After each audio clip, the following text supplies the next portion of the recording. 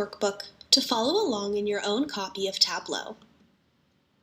Have you ever tried to do an analysis with data that's less than perfect? What if we have both the postal abbreviation FL and the full state name Florida, but we want our analysis to consider them as the same thing? Or we may not care about the smallest office supply subcategories individually. Grouping lets us create a new field based on a combination of members.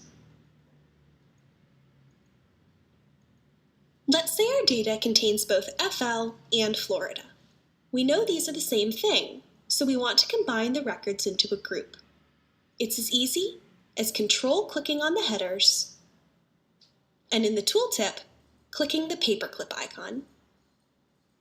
The automatic name is a concatenation, but we can right-click and edit the alias to just say Florida.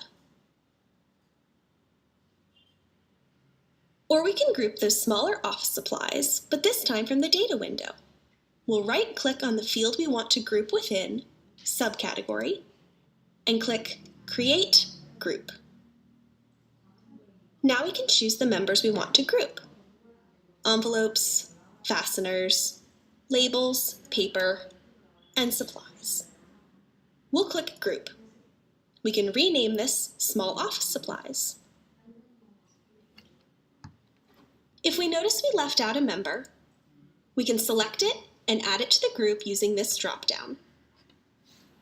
There's even a powerful Find option to help us search fields with lots of values. Once we click OK, the new field shows up in the data window with the paperclip icon and the word Group tacked onto the end. And this field is ready to use. If we ever realize we need to modify the group, we can right-click on that grouped field and select Edit Group. This brings us back to the editing dialog. If we right-click on the pill here on the Rows shelf, we see the option Include Other. This is also available in the original dialog box. Selecting this creates a group of any non-grouped members. This can help emphasize our original group, but I'll undo that. Once we have a grouped version of a field, we can use it instead of the original. Note that we still have the original field unchanged. The grouped one is in addition. For example, let's say we want our small items version of subcategory to appear in the hierarchy. It's as simple as dragging that field into the hierarchy list, and if desired, dragging out the original. The grouping will now stay with us as we drill through the hierarchy.